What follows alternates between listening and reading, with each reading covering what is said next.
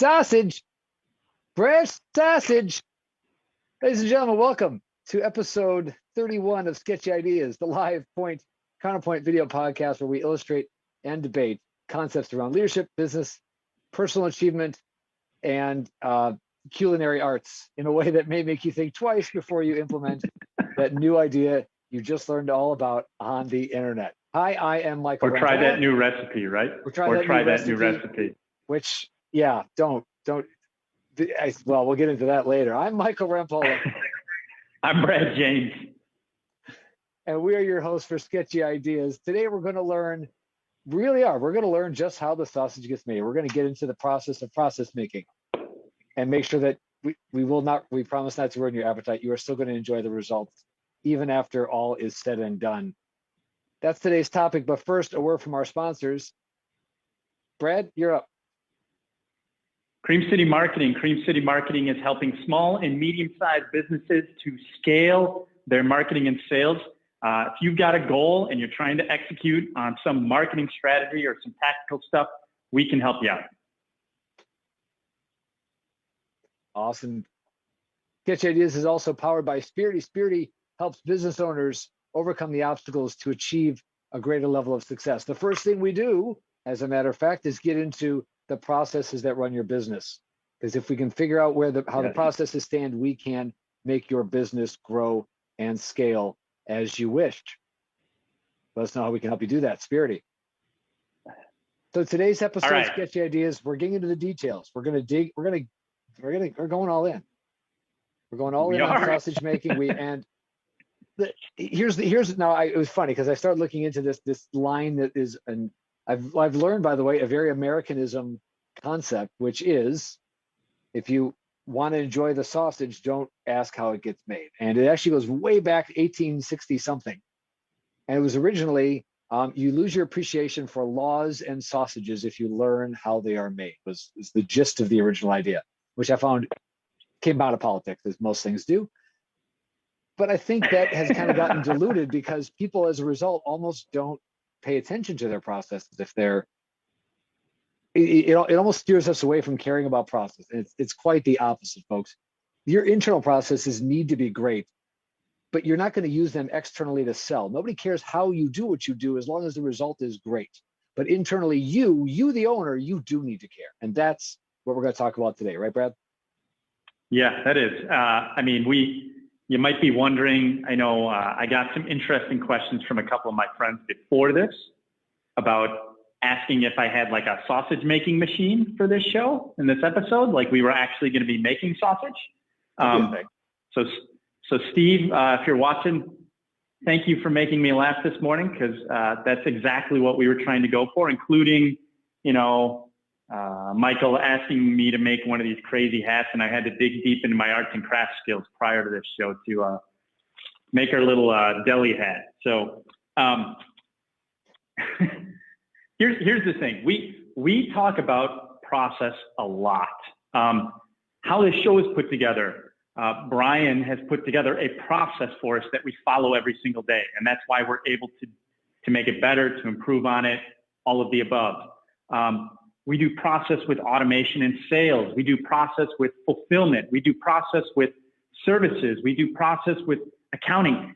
Your business essentially is made up with a series of stacked processes, whether you think it is or not, right?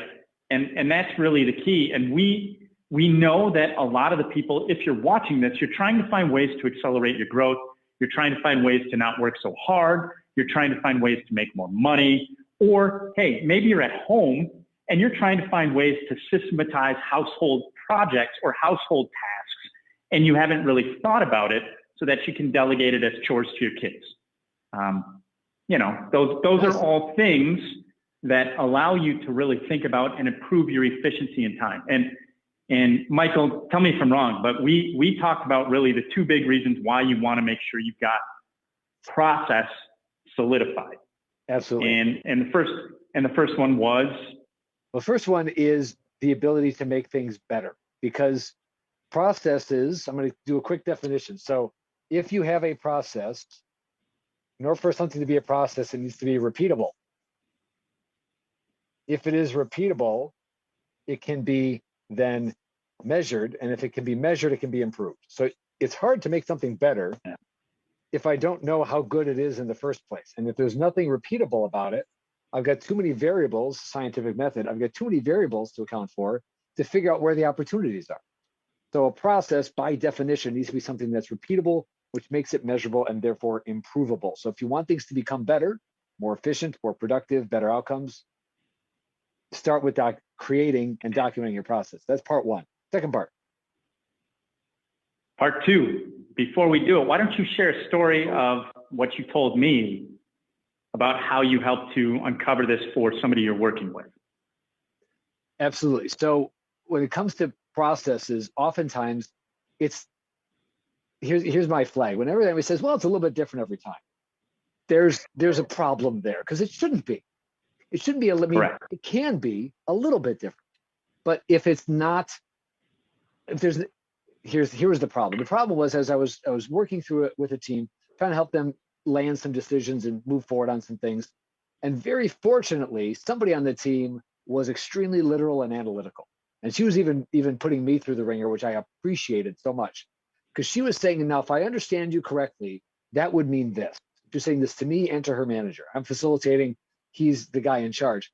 And for her, the fact that she could see the implications of all these decisions and could identify where decisions were running into each other and what their natural outcome would be, she was identifying all of the gaps in their process definition that meant all these decisions were being made, not necessarily in a vacuum, but they really were being made in a structure in such a way that they would lead to predictable outcomes. So decision over here had implications over there. And if you don't have your processes documented and figured out, you won't see that unless you have somebody gifted on the team like she was, who was able to see all of that and break us all down and say, and then I finally was able to say, okay, the bigger issue, I'm seeing it now. It's not about these decisions. We don't have a defined process for sales. We don't have a defined process for service delivery. And therefore our business is an undefined opportunity. Mixed bag. It's a mixed bag. Too many variables. You got to go 80% definition, 20% variable, and maybe 5% random. I know. I equate it to like that bag at Christmas. Have you ever played the game where you throw a whole bunch of presents in a black garbage bag and you pick one out? There you go. And you unwrap it, and sometimes it's really exciting and it's really good, and other times you pull it out and it's a roll of toilet paper, right? And you're like, oh, or like all the leftover shampoos from whoever put it in there's last vacation. That's right? Totally. I would have been the guy who put that in there. By the way, that would have been my. Of course, you would have been. That totally would have been you. That's me. So, That's me. But here's the deal, right? If you're working in a team, if you're working with vendors, if you have customers, if you have clients, all of those different people and all those different stakeholders have anxiety if they don't know how, or understand at least that there's consistency in how things get done. Okay. And the challenge with this, when you're talking about this process and like this repeatability and measurement, is that you're actually able to predict what is going to be the outcomes, both from a customer standpoint and from a internal like stakeholder standpoint, which makes everybody happy. And therefore, guess what? Now you can predict, because you've documented process, you've measured process, and now you're looking at it and you're going, hey, now we can build predictions. Now we can scale, right? Whoa. Which is your next story, right? Because you were telling me about another client where you went to one of your favorite establishments of sorts, and you were able to leverage this establishment to make your point. I was. So thank you. So I was working with another client. We happened to meet. I'm going to use the name because they deserve credit for this one. So I was meeting with a client. We happened to be able to, we couldn't connect at an office. So he was in the field that day. We met up at a Chick-fil-a. We're sitting down at the Chick-fil-A. I mean, I think we both got a soda. We were just talking. And his business at the time meant that he needed to be quality control on every aspect of his business. It was a painting business. And he had a crew doing the work, but he had to go in and check the setup. He had to check the execution. He had to check the result. That was a lot of checking. And it meant that he couldn't scale. He couldn't multiply. He could only run 1.5, maybe, crews, because he had to be at all these different touch points. And I said to him, I said, all right, I know this place is great at what they do. So we went and stood over kind of back from this is a couple of years ago now, back from the line, where the register base, just kind of watching the operation. And I said, in order for them to handle the volume that they handle, they have to have, managers can't be watching everything. They have to have stuff documented, figured out, standardized. Like there's no way for this to run any other way. He said, well, I see that. I agree. That makes sense. I said, it's gotta be the same for you. Right about now, there's a manager who's staying off the side. She notices us talking and smart listening. She said, can I help you? And I just told him what was going on. I say, we're just marveling at how efficient you must be to handle the volume you're handling with the quality that everybody knows that Chick-fil-A produces. She says, well, you're right. You want to come see how we do it? I said, you're kidding. She said, no, come on. She took us in the back. Just to take these two random guests right into the back. She's showing us the operation. Here's what I saw immediately. Everything was documented and visible. Everything was visible. It was laminated sheets. It was on the wall. It was over here. I looked at the drive-through window, and above the drive-through window, they had handwritten their targets, minutes per guest, orders per day, and their targets plus their current state. It was like whiteboard above the checkout window. So everybody could see the goals and the results at any time. They even had flat screen monitors. I'm not even joking. Flat screen monitors running stats. They had a Twitter feed of positive comments coming in. It was a scoreboard. Stats on this and that and the other thing, visible for everybody at all times. Went over to, I think I saw the cookie station, which was fascinating to me. So here's where we make the cookies. And here was a visual chart that said when the cookies come out of the oven, they should be this color. Better than that, it said this is too dark and this is too light. It was literally a 3-color, like pictures of cookies saying, this is what we're aiming for. This is too much and this is too little. And I was just blown away. And I said to my client, I said, now we're not going to get to this level right away, but do you see the possibility here? Do you see the possibility that you could teach your crews what good looks like, what's too much and what's too little in such an easy way that anybody at any time could get it right? And that was my big takeaway. And I said, there's no way they got here from the beginning. It used to be words. Then they did a picture. And then they had to add in the maximum minimum picture for the bracketing. This is a process to get to this process, this outcome. And when you get there, that's how you create Chick-fil-A's anywhere you want at any time. And that is scalability. Yeah, I think, and here's the deal. I would imagine that a lot of you who are watching probably or listening, if you've not heard us on Spotify podcasts, you can find us there. If you're listening to this, you're probably thinking in your mind, yeah, that's great and all. They've had tons of time. They've had tons of energy. They've put in billions of resources, whatever you want to measure them as. And they go, yeah, you're right. But at the same point in time, you can still apply these things in small doses and small like batches of things for critical jobs or critical things, right? This is now, you said it, Michael, you said this is episode 31. Is that? Yep. I think I got that right. So, right? So Brian, can you check? Oh, it's 32. 32. Okay. All right. That's why we have documented process, so we can verify and validate our measurement. There you go. If you go back to one of our earlier episodes where we actually outline a general sales process, or we've outlined some funnel stuff, like frameworks are a type of process, right? They're guidelines for your process. They give you those general parameters and a general path to follow. But when you get deeper in there and you're beginning to hire people and train people, and Brian can attest to this, almost every time he runs a new process now, he's documenting what he's doing and how he's doing it, because he knows at some point I'm going to ask him, hey, you got this documented somewhere so we could hand off pieces of it? And so now he does that regularly, right? When I used to run a pool, we had literally process documented on how the staff had to clean the pool before we opened, or how the chairs had to be. Or with the kids triathlon, there were maps and steps for each different area of setting up and tear down, right? Like these are all, basically it's your playbook, right? The end in football, we're gonna do a little sport ball. I've been doing a lot of sport ball recently. I think it's because the Cubbies are starting soon, regular season. I'm getting a whole bunch of bad chats guaranteed at some point from Brewers fans.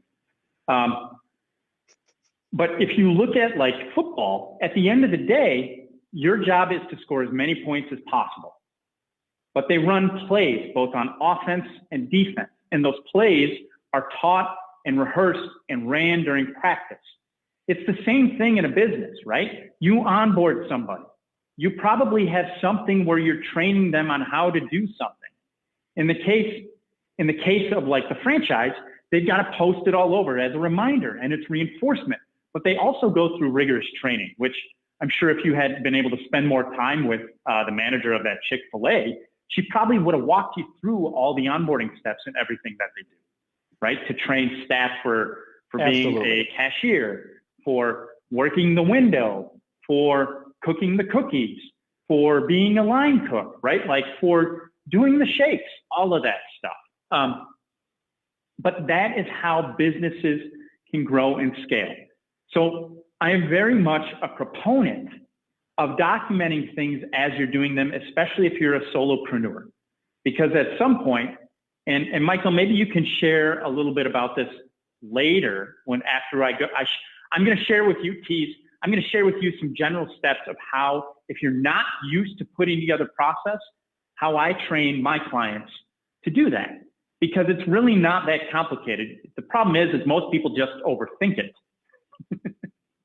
Right. But you went through this when you brought on staff, right? Like you began to bring on, and you realize like you've been doing this and you've been documenting, but then having that available made that whole process way more simple and way less stressful, right? Exactly right. I mean, so we've, I want to say we've grown our team, but we've improved our team's ability to be successful because we've brought on support folks, different assistants, virtual, live, to take specific things off of our plate.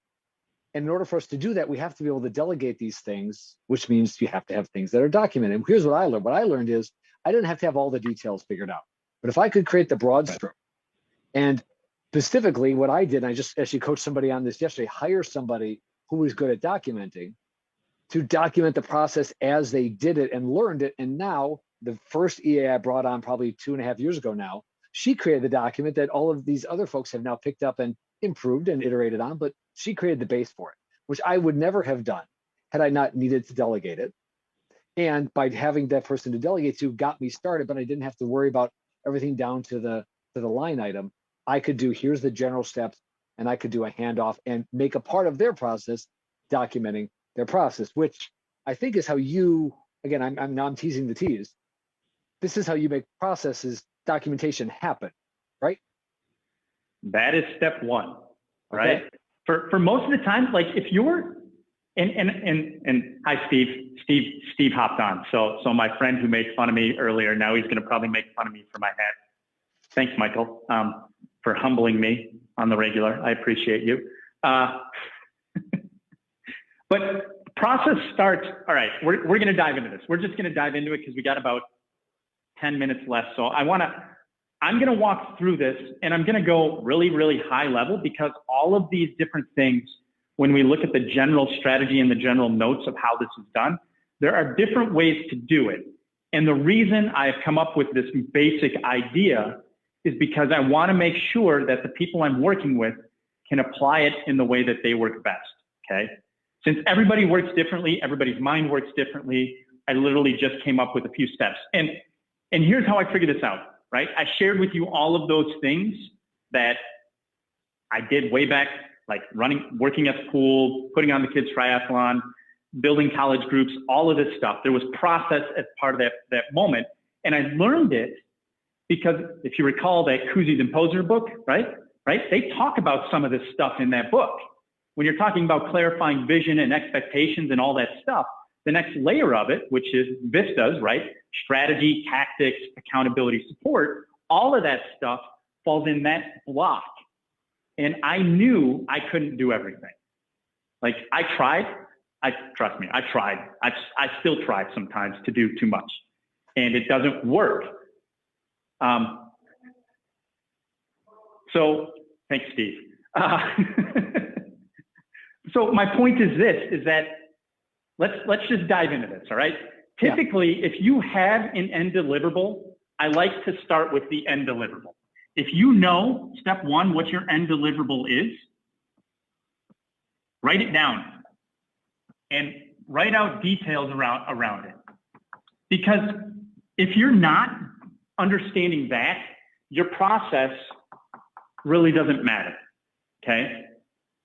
And so what I think you need to understand are with any process, there's inputs and outputs. Even if that output, like for a car, has a different color every time a color comes off the line, it still has basic features and functionality that you're looking for every single time.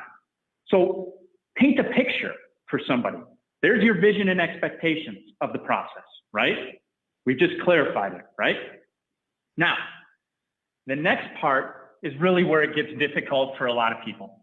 Because this part, they can tell you, hey, this is what we do, what our clients get, before and after, all that stuff.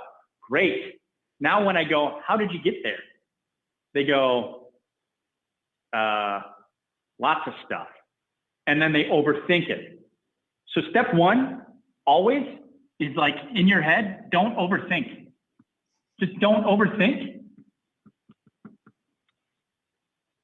And then step three is just write it down the next time.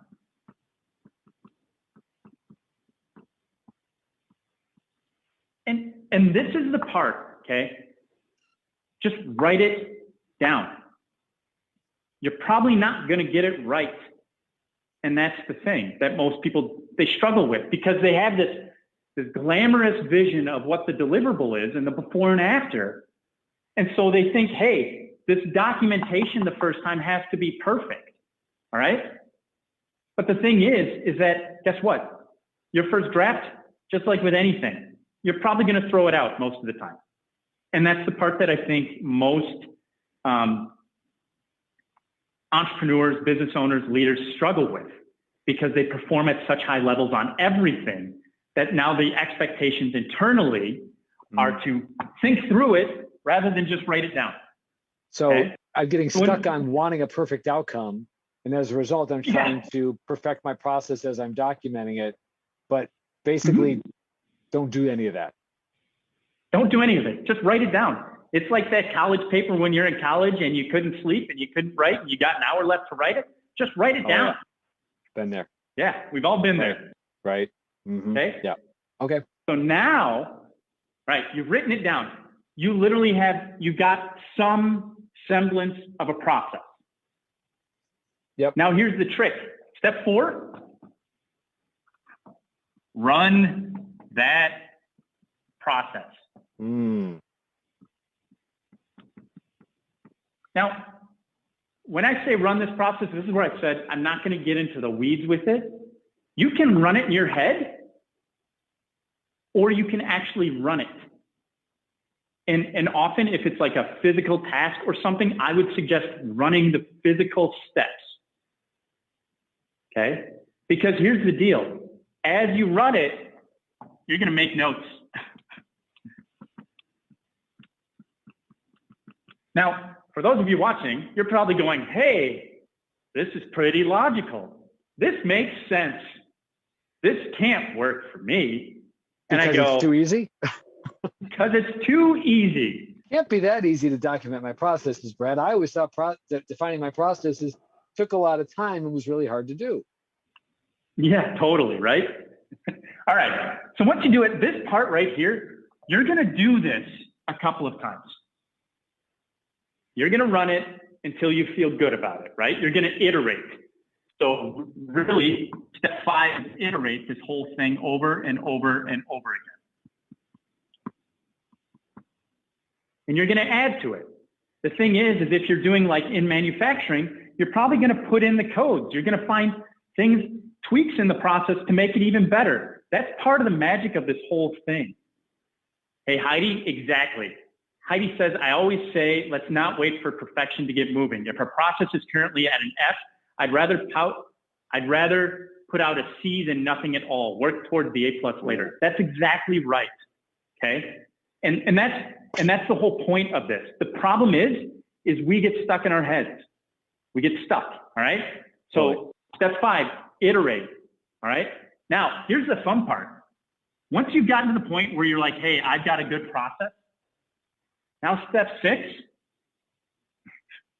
is you're going to measure. You're going to go, how can I measure this thing? So once you're at step 6, you're going to start figuring out where are places that I can actually measure this whole thing. All right? And there's a lot of different ways to do it. Again, that's why this depends on how you work. This depends on your KPIs. This depends on what equals success of that end deliverable. And you're going to begin to figure out and be able to pull out KPIs. So all of you who are like, I don't know how to find a KPI for my business. This is one way I get people to start doing that. Is I say, let's just document process. Let's just document process. And what they end up finding out, thanks, Steve. What they end up finding out is that as they do this, they go, hey, the more process I create, the higher quality of work that gets outputted by my team, or the higher quality of work I put out. So like it ends up iterating for them on the products and the deliverables they're trying to figure out. So once they figured out measurements, now this is the trick. If you have a team, you're going to finalize it. You're going to say, hey, this is the standard. This is what we're doing. And now you're going to standardize it, and you're going to train. You're going to train others on your team, because this is really where the rubber meets the road on this whole thing. Okay. We do this with a lot of clients because we have clients who tend to do everything and they struggle to delegate. And so I have a delegation framework that they try and they go, well, I don't have any of this written down. And I go, guess what?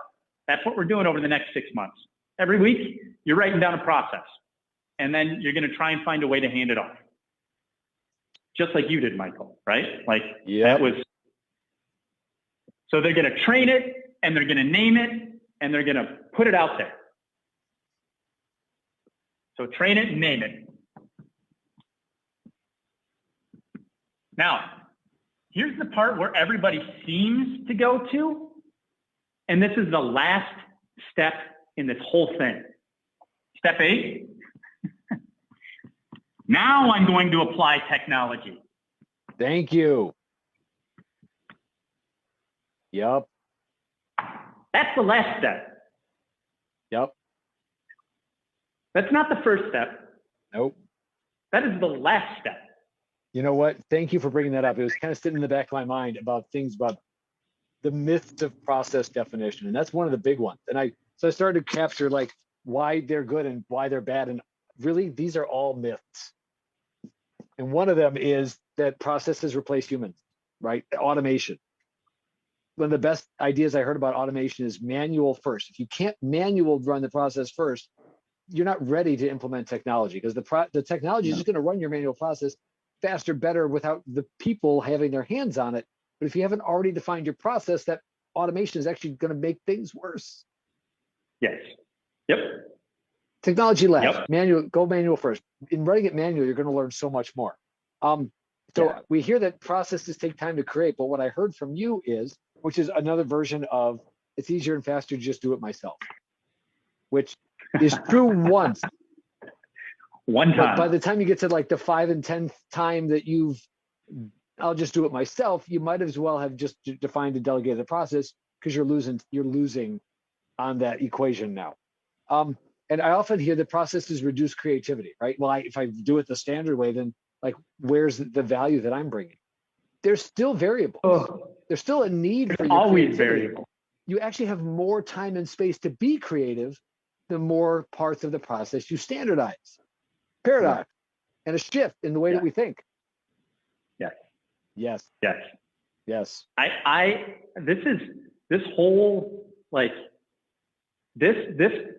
whole framework is how I've literally helped more people than helping them figure out their, like, I need language to get more referrals on my sales, or I need better sales copy, or defining I need a better website. And it's like, no, like, let's just define what you're doing first. That's it. That's all you need to do. Yep. Because us as human beings like habits, like to categorize, like regularity, like consistency. So you end up with that end deliverable, and you end up working backwards, and you track the process. Now, as you're running the process over and over and over again, you just do it. And guess what? I don't care. I don't care who you are. I don't care what background you have. I don't care how many times you've tried process and it hasn't worked. I don't care. Because you're lying to yourself if you say those things. Yeah, I mean, you're literally most of the people that I work with go, I want more time. Time is literally the magic thing that they want. It's not about money. They want time. They want freedom. They want to give back. They want to do that stuff. But they're unwilling to do this type of stuff. Build process, follow frameworks. And so they're consistently working all hours of the day, and every time it's different. And they're unwilling to take a step back, because guess what? When you do this, you're going to feel like this isn't doing anything right away. This doesn't work. Right. And now you're like, I'm not seeing anything. It's not making a difference. Yeah. Give it time.